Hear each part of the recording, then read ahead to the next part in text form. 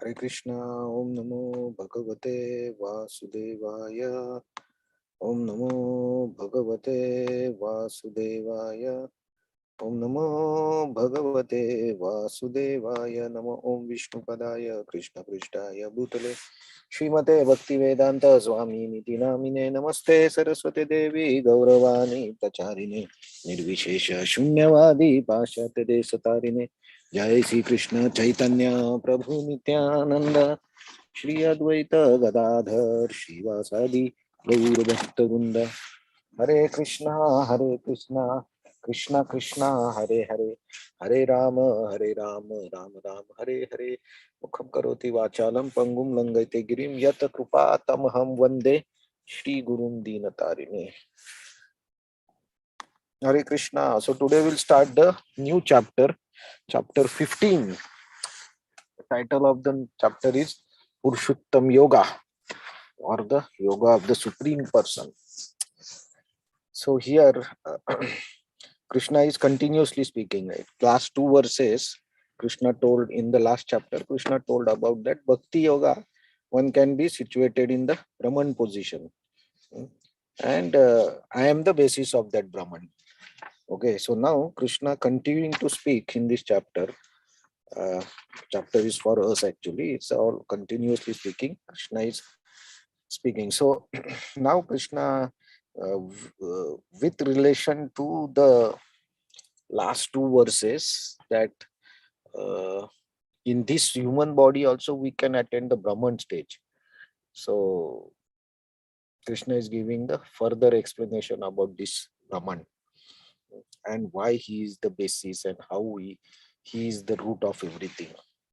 Okay, so let us see. See, Bhagavan Uvacha.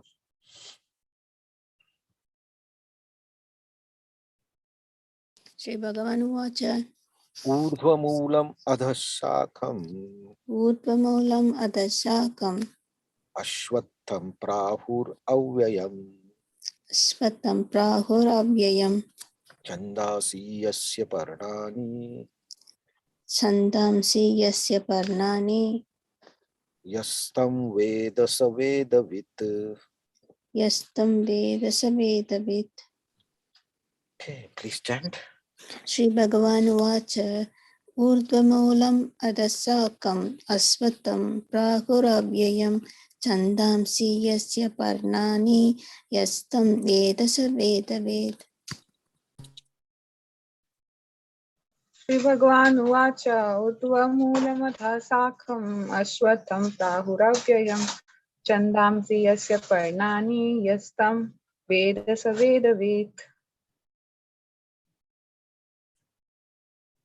Okay, so translation and purport.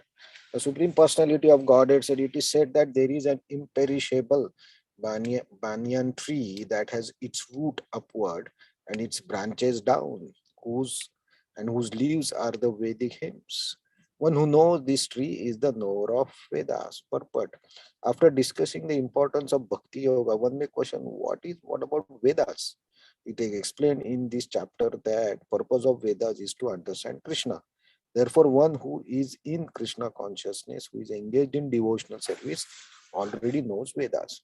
The entanglement of this material world is compared to that here to banyan tree. And for one who engages in fruitive activities, there is no end to banyan tree. Though he wanders from one branch to another, and to another. The tree of this material world has no end. And one who is attached to this tree, there is no possibility of liberation. The Vedic hymns meant for elevating oneself are called leaves of these trees. These trees' roots grow upward because they begin where Brahma is located and topmost planet of the universe. If one can understand the indestructibility of illusion, then one can get out of it. The process of extrication should be understood. In the previous chapter, it has been explained that there are many processes by which to get out of material entanglement. And up to the 13th chapter, we have seen that devotional service to the Supreme Lord is the best way. Now, the basic principle of devotional service is detachment from the material activities and attachment to the transcendental service of the Lord. The process of breaking attachment to the material world is discussed in the beginning of this chapter. The root of this material existence grows upward. This means that it begins from the total material substance, from the topmost planet of the universe. From there, the whole universe is expanded with so many branches representing the various planetary system. This fruit represents the fruits represent the results of living entities' activities, namely religion, economic development, sense gratification, and liberation. Anybody can read purport, remaining purport, if possible.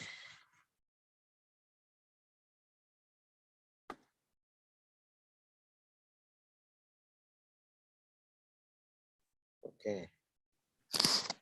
Now No, there is, sorry, okay. no, Mataji, you can go ahead. Now there is no ready experience in this world of a tree situated with its branches down and its root upward. But there is such a thing, that tree can be found beside a reservoir of water. We can see that the trees on the bank reflect upon the water with their branches down and roots up. In other words, the tree of this material world is only a reflection of the real tree of the spiritual world. This reflection of the spiritual world is situated on desire, just as a tree's reflection is situated on water. Desire is a cause of things being situated in this reflected material light. One who wants to get out of this material existence must know this tree thoroughly through analytical study. Then he can cut off his relationship with it. This tree, being the reflection of the real tree, is an exact replica. Everything is there in the spiritual world. The impersonalists take Brahman to be the root of this material tree, and from the root, according to Sankhya philosophy, come Prakriti, Purush, then the three gunas, then the five gross elements, Pancha Mahabhut, then the 10 senses, the Sindriya, mind, etc. In this way, they divide up the whole material world into 24 elements. If Brahman is the center of all manifestations, then this material world is a manifestation of the center by 180 degrees, and the other 180 degrees constitute the spiritual world. The material world is a perverted reflection, so the spiritual world must have the same variegatedness, but in reality. The Prakriti is the external energy of the Supreme Lord, and the Purush is the Supreme Lord himself, and that is explained in Bhagavad Gita. Right? Okay. Since this manifestation is material, it is temporary. A reflection is temporary, for it is sometimes seen and sometimes not seen. But the origin from whence the reflection is reflected is eternal. The material reflection of the real tree has to be cut off. When it is said that a person knows the Vedas, it is assumed that he knows how to cut off attachment to this material world. If one knows that process, he actually knows the Vedas. One who is attracted by the ritualistic formulas of the Vedas is attracted by the beautiful green leaves of the tree. He does not exactly know the purpose of the Vedas. The purpose of the Vedas, as disclosed by the personality of Godhead himself, is to cut down this reflected tree and attain the real tree of the spiritual world. Hare Krishna. Hare Krishna. So this chapter is now when Krishna told that you can attain Brahman in this human body also.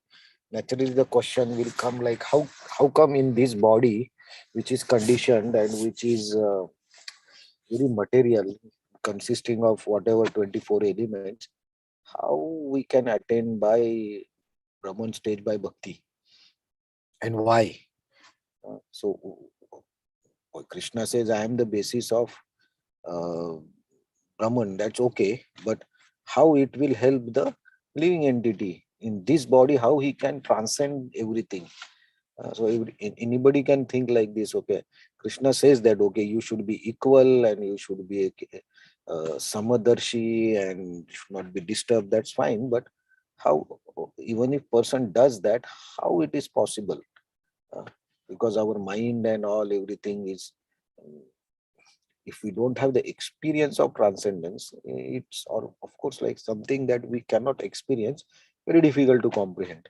So Krishna in this chapter is will give what is the starting point.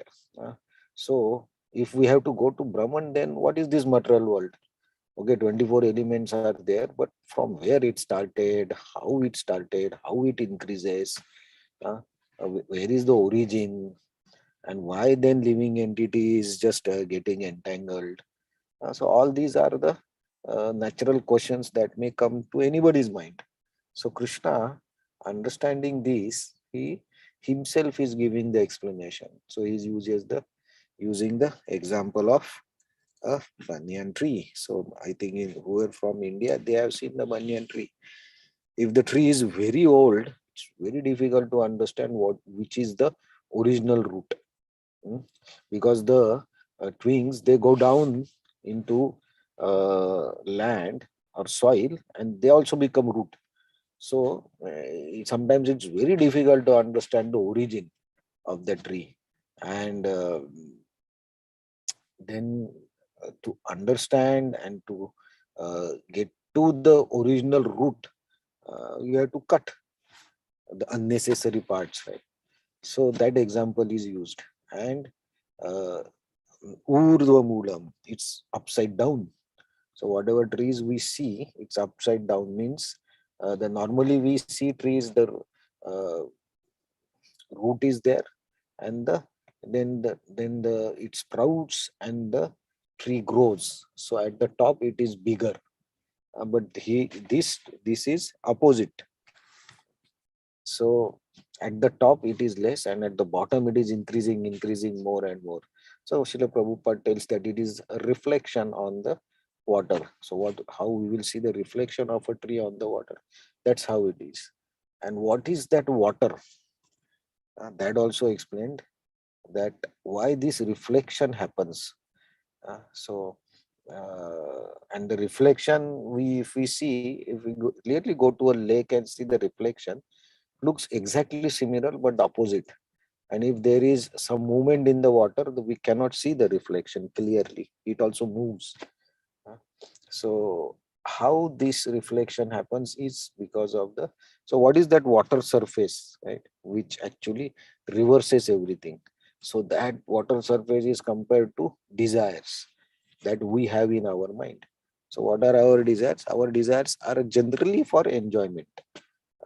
Uh, so uh, money, happiness, everything, of course, this is enjoyment. But apart from that, there is enjoyment of power, enjoyment of money, enjoyment of beauty, uh, enjoyment of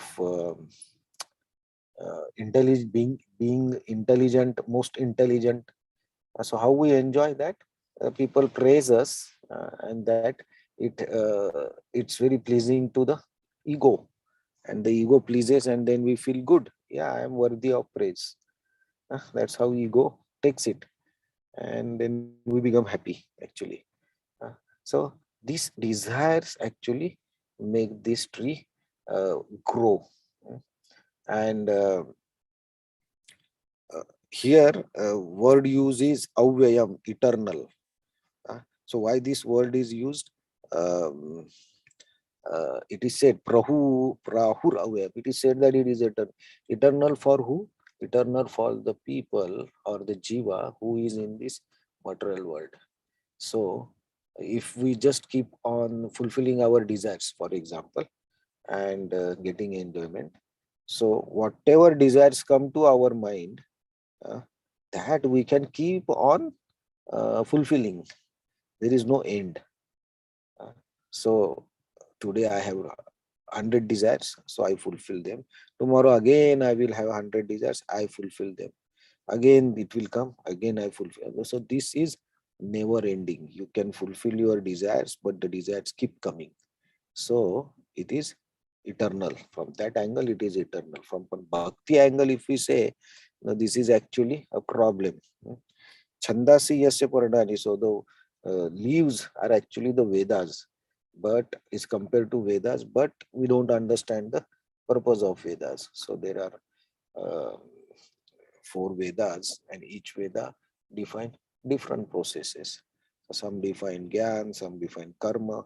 So what Jiva does, Jiva uses those Vedas for his own satisfaction instead of understanding the real meaning or real purpose of the Vedas. Why these Vedas were given? Actually, the purpose was to elevate the Jiva.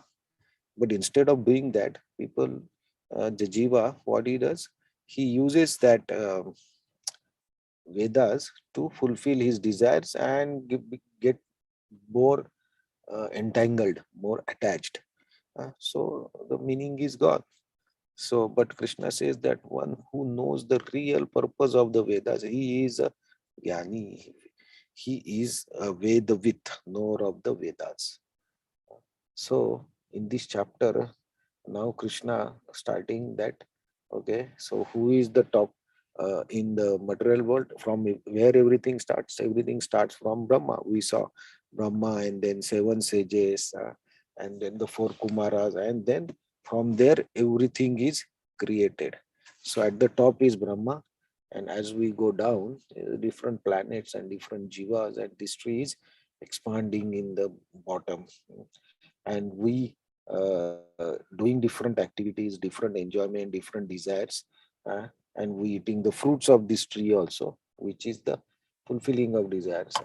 So we eat and we feel that, oh, this is the purpose, and then we create as a desire, and we are getting entangled on in this tree. So Krishna is giving Arjuna the picture what is exactly material world and how it started. And uh, it's a urdhva moolam, so it is a reflection. So he's tell that it is a reflection, that means there is something which is original, and that we are not focusing. So that is what Krishna is going to explain in this chapter, how you can transcend this tree, from where it starts and how it can be done, and also the what is the purpose of the Vedas, why Vedas are done. So yes, the Vedas are Veda, why Krishna says like this. So this will be in this chapter. So we'll see uh, tomorrow the next verse about this tree, how to come out of this tree. Hare Krishna.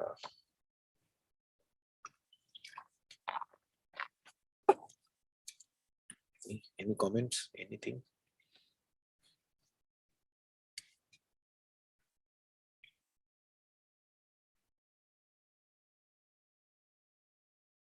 Okay, Hare Krishna. Thank you very much. Hare Krishna. Thank you. Hare Krishna.